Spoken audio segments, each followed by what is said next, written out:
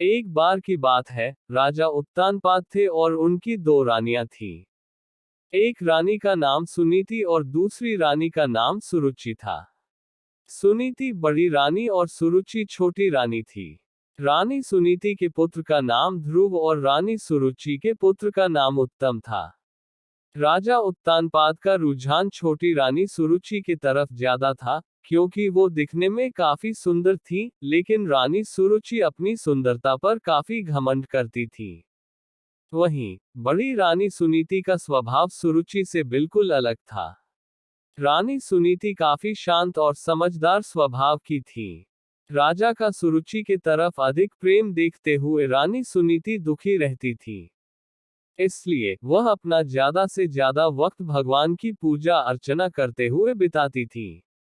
एक दिन सुनीति के पुत्र ध्रुव अचानक अपने पिता राजा उत्तानपाद के गोद में जाकर बैठ गए। वह अपने पिता के गोद में बैठकर खेल ही रहे थे कि वहां छोटी रानी सुरुचि पहुंच गई। राजा के गोद में ध्रुव को बैठे देखकर रानी सुरुचि को गुस्सा आ गया। रानी ने ध्रुव को राजा के गोद से नीचे उतारते हुए कहा, तुम राजा के गोद में नहीं बैठ सकते हो। राजा की गोद और सिंहासन पर सिर्फ मेरे पुत्र उत्तम का अधिकार है। ये सुनकर ध्रुव को बहुत बुरा लगा। ध्रुव वहां से रोते हुए अपनी माँ के पास चला गया। ध्रुव को रोता देख माँ काफी चिंतित हो गई और ध्रुव से उसके रोने का कारण पूछा। ध्रुव ने रोते हुए सारी बात बताई। ध्रुव की बात सुनकर माँ के आंखों में भी आंसू आ गए।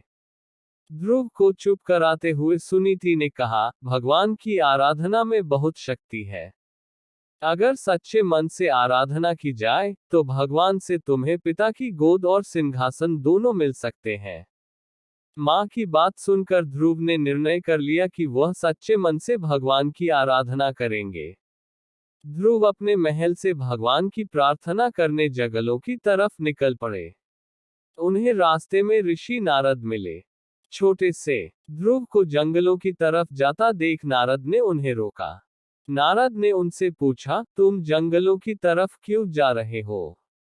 ध्रुव ने उन्हें बताया कि वो भगवान का ध्यान करने जा रहे हैं। ध्रुव की बात सुनकर नारद ने उन्हें समझाकर राजमहल वापस भेजने की कोशिश की, लेकिन ध्रुव ने उनकी एक न सुनी। ध्रुव के निर्णय के कारण नारद ने ध्रुव को ओम नमो भगवते वासुदेवाय मंत्र का जाप करने को कहा।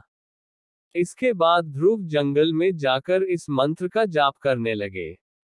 उधर नारद ने महाराज उत्तानपाद को ध्रुव के बारे में बताया।